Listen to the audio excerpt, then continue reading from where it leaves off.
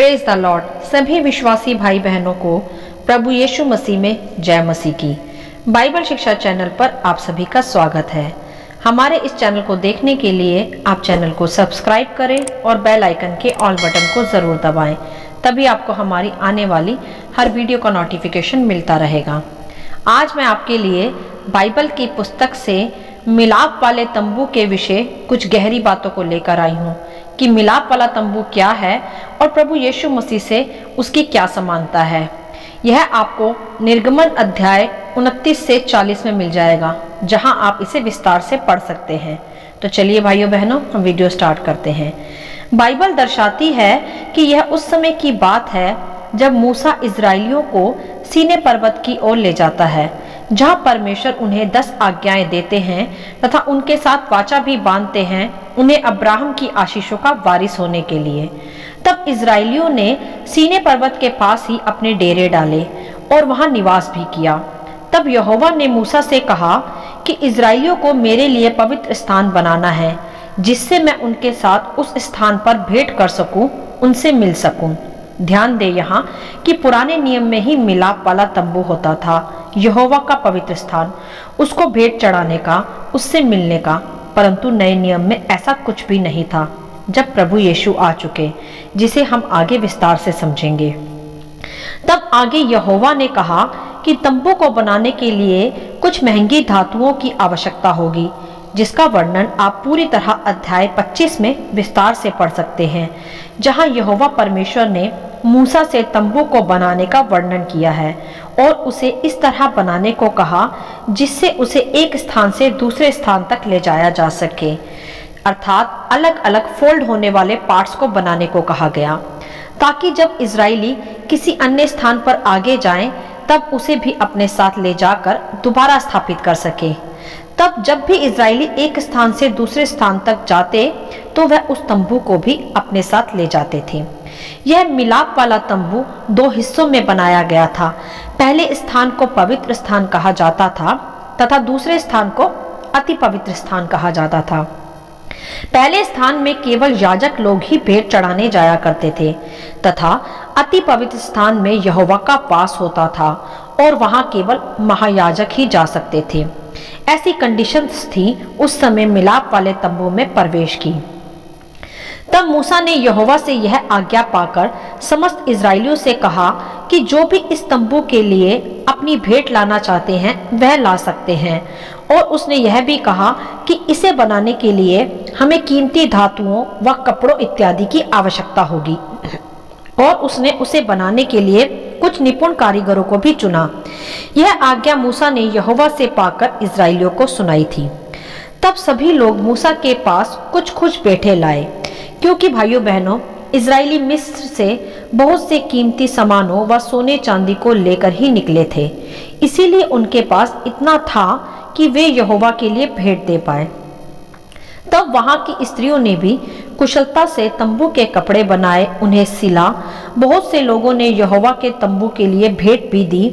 तब वहां से चुने गए कारीगरों ने उस तंबू को बनाने का कार्य आरंभ कर दिया और वह सब कार्य में जुट गए तथा हर दिन वहां तंबू को बनाने का कार्य किया जाने लगा और भेंट भी बहुत अधिक उनके पास इकट्ठा हो गई थी। तब मिलाप वाला तंबू बहुत ही सुंदर व उत्तम धातुओं से तथा उत्तम कपड़ों के द्वारा बेहद ही निपुणता के साथ तैयार किया गया, जिसका वर्णन आप अध्याय 26 में पूरी तरह विस्तार से पढ़ सकते हैं, जहां तंबू की लंबाई व चौड़ाई तथा उसके द्वारों का संपूर्ण वर्णन किया गया है, जिसमें सोने, चांदी व पीतल की धातुओं का इस्तेमाल किया गया है, स्वर्गदूतों का आकार दिया गया है तथा उत्तम कपड़ों का इस्तेमाल भी किया गया है।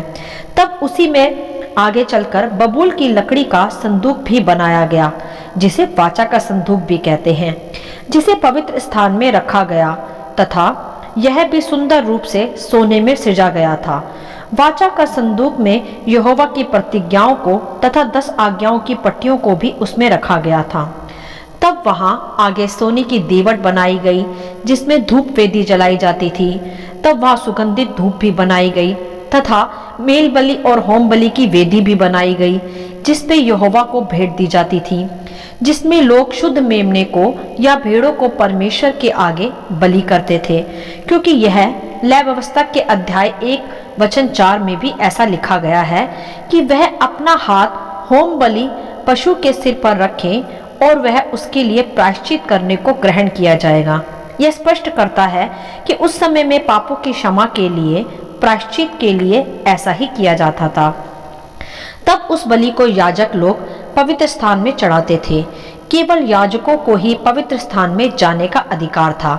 याजक भी एपोद के वस्त्र पहनकर ही तंबू में सेवा के लिए जाया करते थे। यह याजकों के पवित्र वस्त्र होते थे, जिसका वर्णन पूरी तरह आप अध्याय 28 में विस्तार से पढ़ सकते हैं। उनके वस्त्रों की बनावट का वहां वर्णन किया गया है, जहां सीना बंद भी उनके लिए बनाया गया था। यह सब उन्होंने यहोवा के आदेश से ही किया था। यह वस्त्र याजक यहोवा की सेवा के समय पहना करते थे। 29वें अध्याय में हम देखते हैं कि हारून व उसके पुत्रों के लिए भी वस्त्र बनाए गए।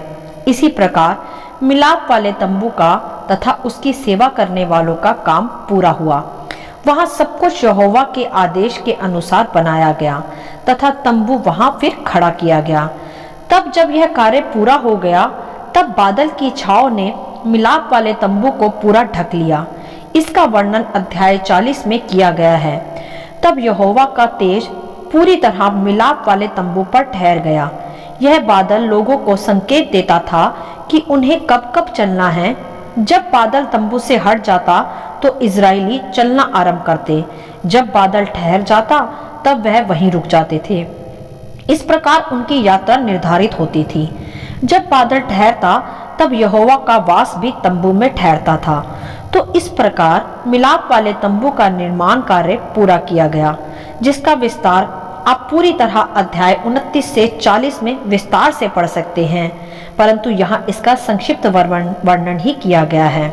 तो आइए अब कुछ विशेष बातों को हम इस मिलाप वाले तंबू के आधार पर सीखेंगे व समझेंगे।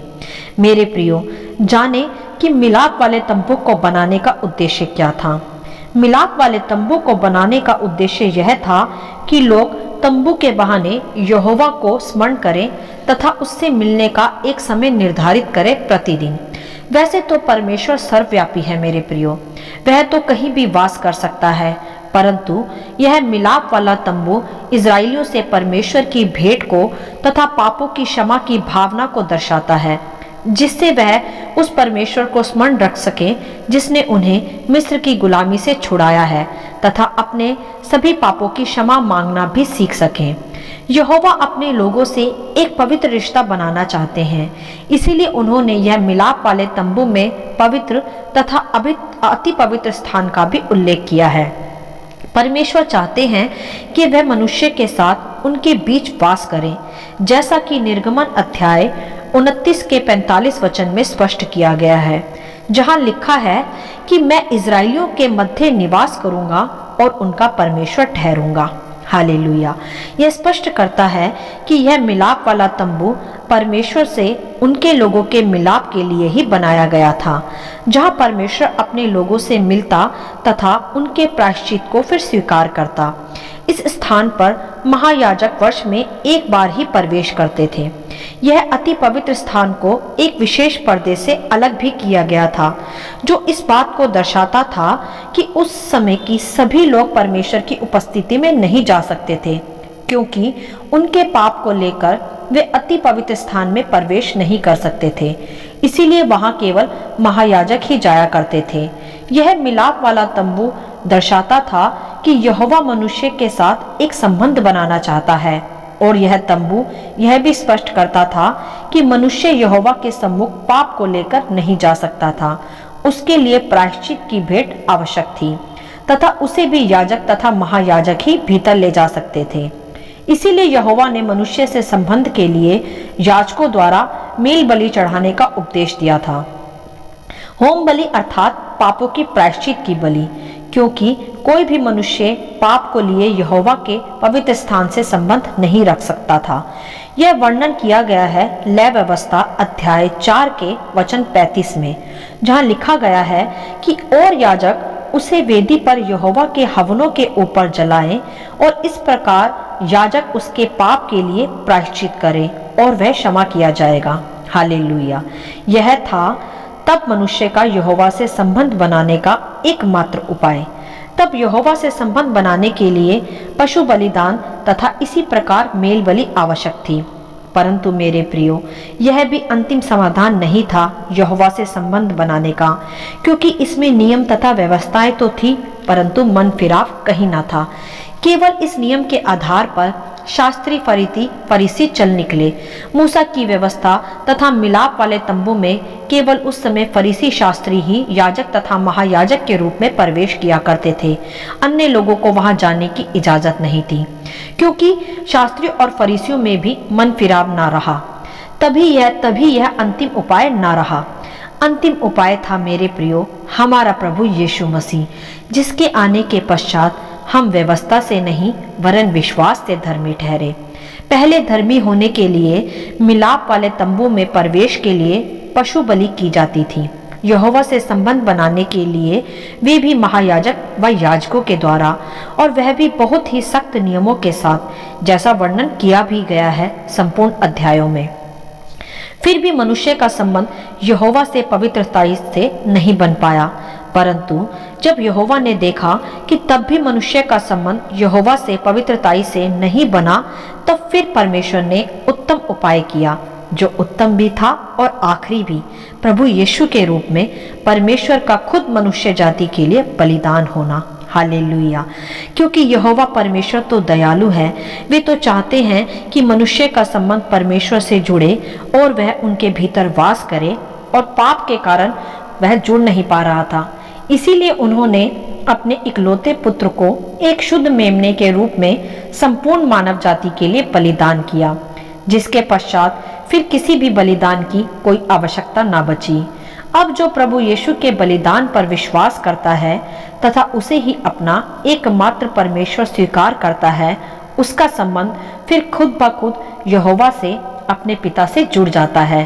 तभी तो जब प्रभु यीशु ने क्रूस पर अपने प्राण दिए और यह कहा कि पूरा हुआ, तभी वहां स्थापित यहोवा के मंदिर के अति पवित्र स्थान का पर्दा ऊपर से नीचे तक पूरा फट गया था, जिसका अभिप्राय यह है कि यह सिद्ध होता है कि अब जो प्रभु यीशु के बलिदान पर विश्वास करेगा वह अति पवित्र स्थान में प्रवेश कर पाएगा।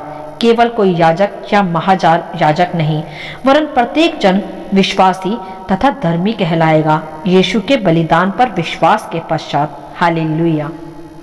तब पर किसी होम बलि या मेल बलि या बलिदान की फिर आवश्यकता नहीं रही। प्रभु यीशु के द्वारा ही अब परमेश्वर से मिलाप का मार्ग खुल गया। अब किसी मिलाप वाले तंबू की आवश्यकता नहीं है। प्रभु यीशु ही आप मेल बलि हुए तथा वही सिद्ध तथा पवित्र मिलाप वाले प्रभु कहलाए। तो देखा आपने कि पहले किस प्रकार कितनी कठिनाइयों के साथ अपने परमेश्वर से मिलाप किया जाता था। उसे संबंध बनाने के लिए कितनी कठिनाई थी, परंतु जब प्रभु यीशु ने आपके और मेरे पापों के लिए बलिदान दे दिया एक शुद्ध मेमने की ही तरह, तो अब हम उस पर विश्वास करने के कारण धर्मी ठहरे हैं। अब कोई व्यवस्था नहीं, कोई कठिनाई नहीं हमें अपने परमेश्वर से मिलने में। अब आसान व सरल मार्ग तैयार किया गया है हमारे लिए प्रभु यीशु के रूप में। बस हमें सच्चे मन से अपने सभी पापों का अंगीकार कर, प्रायश्चित कर प्रभु यीशु के बलिदान पर विश्वास करना है तथा उसके बताए मार्गों में बने रहना है, तथा वह आप ही हमारी सहायता करता है सच्चाई के मार्ग पर चलने में भी, तथा उस पर संपूर्ण मन से विश्वास कर हम अपने परमेश्वर पिता से मिल सकते हैं तथा उससे अपना संबंध स्थापित कर स्वर्ग के राज्य में प्रवेश भी कर सकते हैं, जो हमारे लिए अति पवित्र स्थान भी है।